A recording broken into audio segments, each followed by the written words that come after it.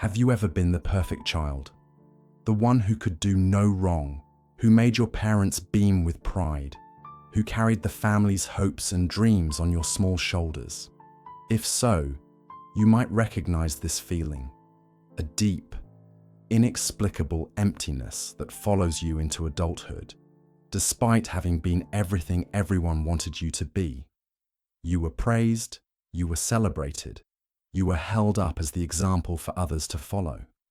Yet here you are, feeling more broken than those who were openly criticized, openly rejected, openly seen as failures.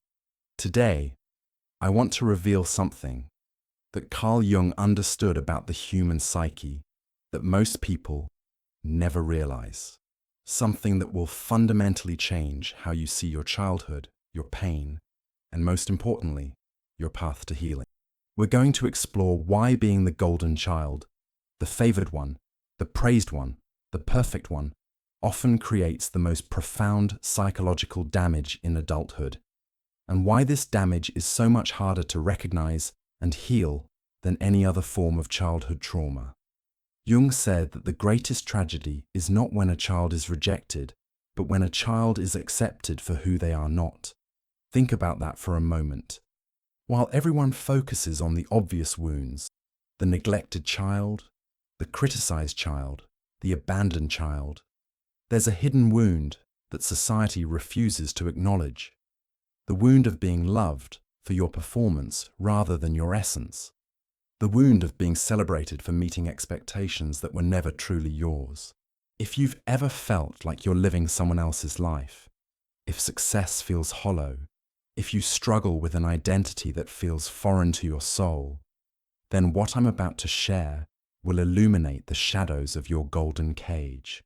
Because being the golden child isn't a blessing. It's a sophisticated form of emotional imprisonment that shapes your entire adult life in ways you're only beginning to understand. Jung believed that every family operates as a psychological system, and within that system, each child plays a specific role to maintain the family's emotional balance. The golden child serves a very particular function. They become the container for the family's unfulfilled dreams, their projected success, their vicarious achievement. But here's what no one tells you about this role. It requires you to sacrifice your authentic self on the altar of family expectations. The golden child learns early that love is conditional. Not openly conditional like with other forms of abuse, but subtly, insidiously conditional. You learn that you are valued for what you do, not for who you are. You learn that your worth is tied to your ability to make others proud, to reflect well on the family name, to be the proof that your parents did something right. You become a living trophy, a human achievement, a walking validation of someone else's parenting. And here's where Jung's insight becomes crucial. He understood that when a child's true self is consistently overlooked in favor of their persona, their social mask, something catastrophic happens to their psychological development. The true self goes underground. It becomes what Jung called the shadow, the rejected, unexpressed, unlived parts of the personality. Meanwhile, the persona becomes overdeveloped, taking over the entire identity. This is why golden children often become adults who feel like they're living behind glass. You can see life, you can participate in life, but you can never quite touch the authentic experience of being fully yourself. You've become so good at being what others need you to be that you've lost touch with what you actually need, want, or feel. Let me paint you a picture that might feel familiar. You were the child who got straight A's, not because you loved learning, but because anything less than perfection felt like letting everyone down. You were the child who chose the right activities, the impressive hobbies, the socially acceptable interests. You were the child who never threw tantrums, who never rebelled, who never caused problems because you instinctively understood that your value lay in being easy, being successful, being everything your parents needed, to feel good about themselves. But here's what Jung discovered about this psychological arrangement. When a child's authentic emotions, needs, and desires are consistently secondary to their role as the family's source of pride, those authentic parts don't disappear. They get buried alive in the unconscious, where they continue to influence the adult's behavior in destructive ways. This is why so many former golden children struggle with what psychologists call imposter syndrome. You feel like a fraud not because you're incompetent, but because you genuinely don't know who you are beneath the achievements, beneath the praise, beneath the perfect image you've maintained for so long. You've been performing your life rather than living it. Jung said that neurosis is always a substitute for legitimate suffering. And this is perhaps nowhere more true than with the golden child. You were never allowed to suffer authentically as a child because your pain would have disrupted the family's narrative of success and happiness. So instead of processing your real emotions, you learn to substitute achievement for authentic feeling, performance for genuine self-expression, external validation for internal worth. The first sign that reveals the depth of golden child damage is the success paradox. This is when external achievement feels internally empty. You climb the ladder, you reach the goals, you check off all the boxes that society says should make you happy, yet you feel nothing. Or worse, you feel guilty for feeling nothing because you should be grateful. You should be fulfilled. You have everything. Jung understood that this emptiness isn't a character flaw or a sign of ingratitude. It's the natural result of living a life that was designed by committee rather than authored by your soul. When your goals, your career choices, your relationship patterns, even your personality traits have been shaped by what others expected rather than what you truly desired, success becomes a hollow victory. You're winning a game you never chose to play. This is why so many high-achieving adults find themselves in therapy, seemingly having it all together on the outside while falling apart on the inside. The golden child learns to excel at everything except the most important skill of all, knowing and honoring their authentic self. But there's something even more insidious happening here. The golden child doesn't just lose touch with their authentic desires. They lose touch with their capacity for genuine pleasure and satisfaction. Think about it. When was the last time you felt proud of something you accomplished just for yourself, not because it impressed others or met some external standard? When was the last time you did something purely because it brought you joy, not because it advanced your image or fulfilled an obligation? This is what Jung called the split between the ego and the self. The ego, your conscious, socially adapted personality, becomes completely divorced from the self, your deeper, authentic nature. The ego learns to pursue goals that make logical sense, that look good on paper, that earn approval. But the self withers from neglect, leaving you feeling empty even in your moments of greatest triumph. The second devastating pattern Jung identified is what we might call identity fusion disorder. The golden child becomes so enmeshed with their family's expectations that they literally don't know where the family's dreams end and their own begin. Your career might be your mother's unfulfilled ambition. Your relationship choices might reflect your father's values rather than your own heart's calling.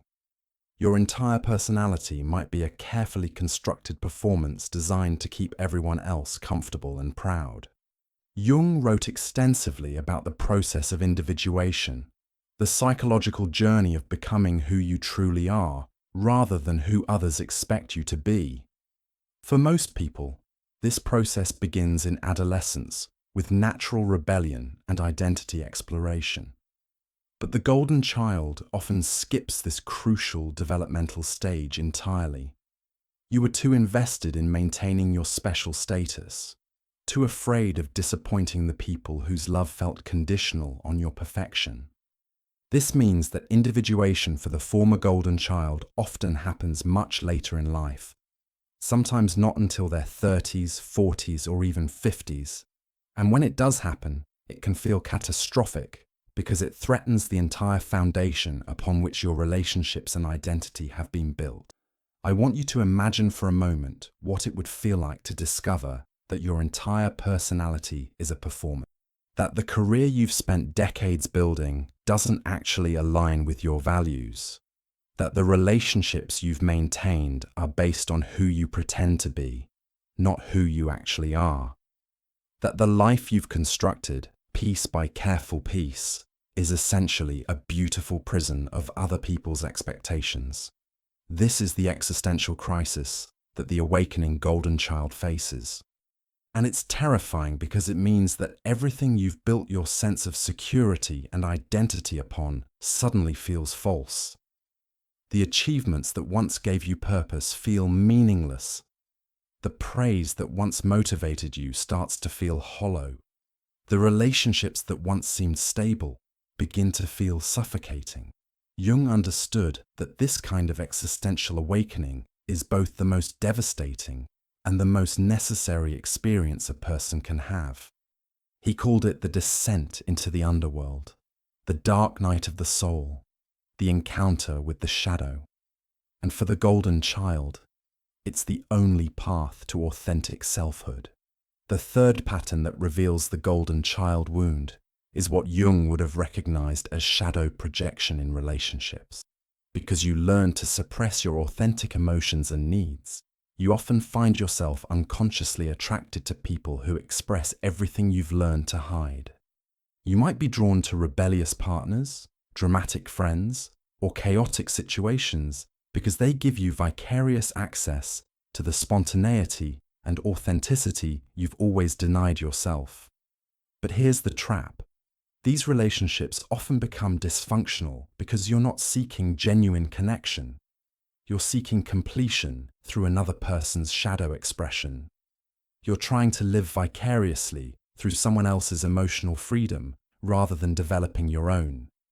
This is why golden children often end up in codependent relationships where they're constantly rescuing, fixing, or managing other people's emotions.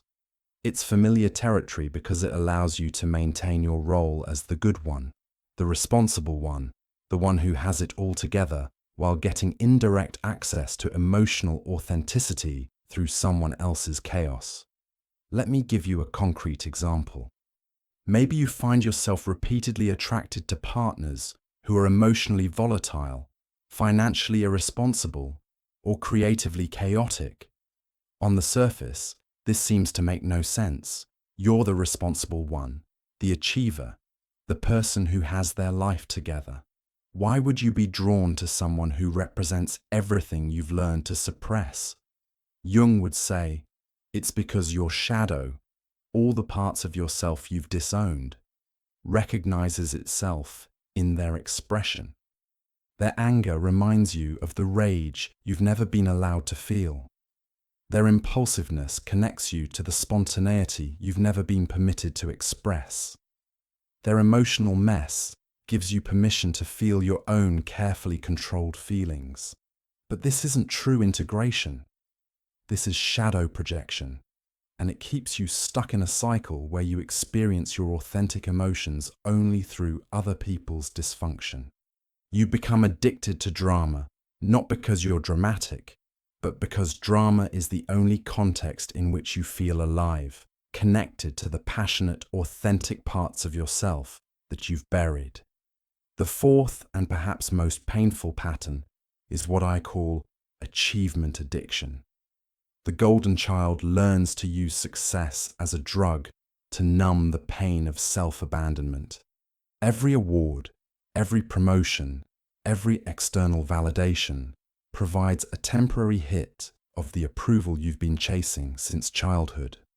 But like any addiction, it requires increasingly higher doses to achieve the same effect. This is why you might find yourself in a constant state of striving, never able to rest, never able to simply be enough as you are. The goalposts keep moving because the real goal was never achievement itself. It was the impossible task of earning unconditional love through conditional means. But there's something even more destructive happening here.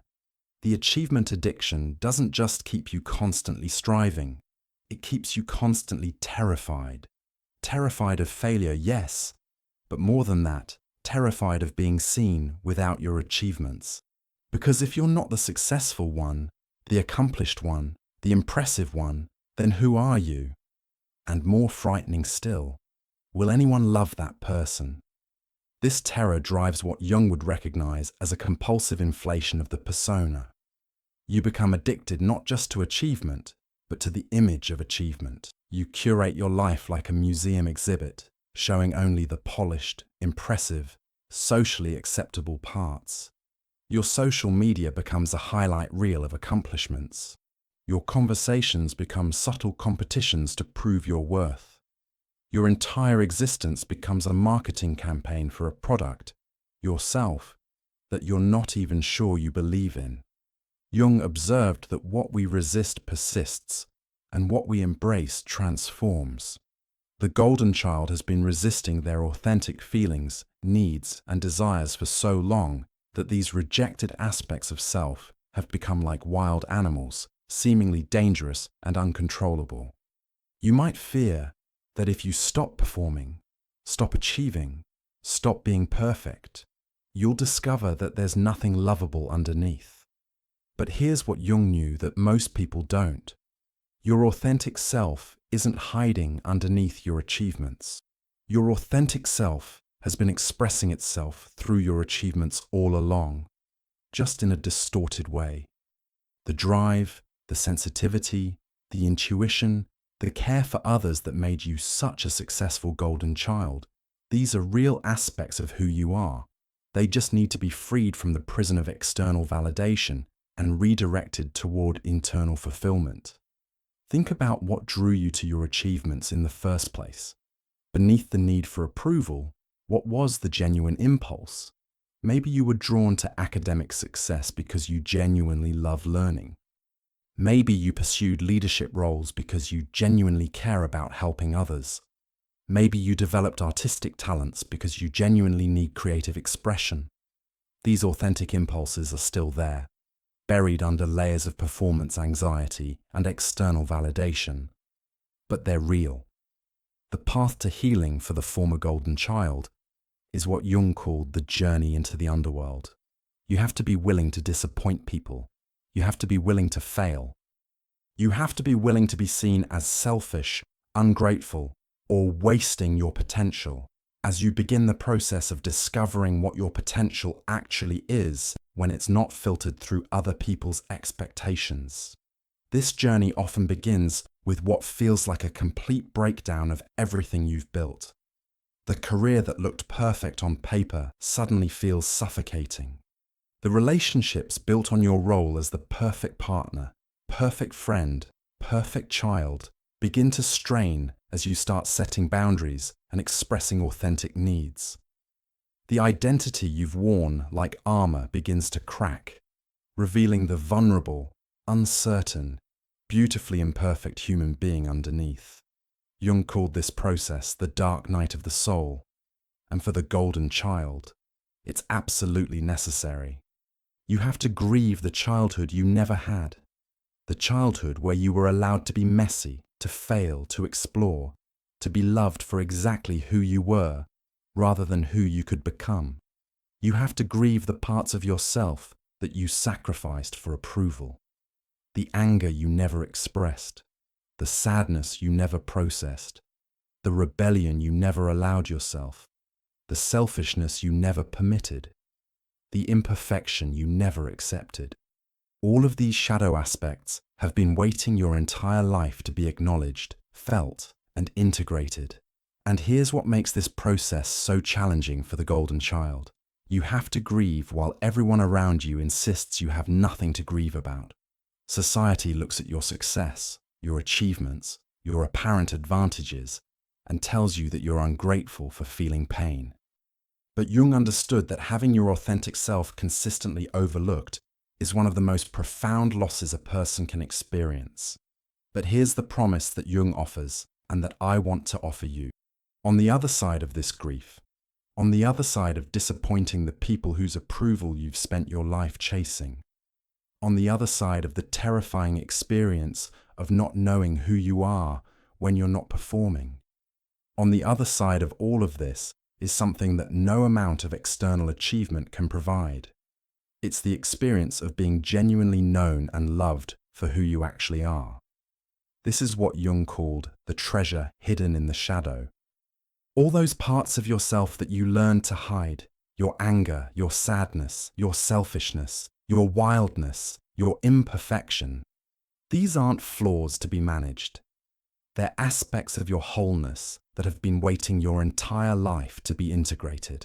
The former golden child who does this work doesn't lose their drive or their sensitivity or their ability to achieve.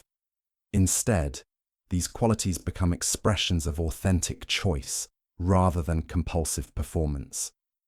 You learn to succeed because it aligns with your values, not because it earns you love. You learn to care for others because it flows from your genuine compassion, not because it maintains your image as the good one.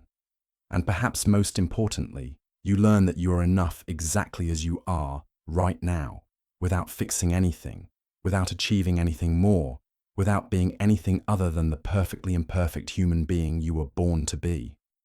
If you recognize yourself in this journey, if you feel that familiar ache of having been loved for who you weren't rather than who you were, know that awareness is the first step toward freedom. The golden cage that protected you as a child has become the prison that confines you as an adult. But you hold the key. You've always held the key. Jung believed that the goal of life is not to be perfect, but to be whole. And wholeness includes everything: your light and your shadow, your successes and your failures, your performance and your authenticity. The journey from golden child to integrated adult is one of the most challenging paths you can walk, but it's also one of the most liberating. You were never meant to be anyone's trophy. You were meant to be your own masterpiece, created not by external expectations, but by the courageous act of showing up as yourself again and again, until being real becomes more natural than being perfect.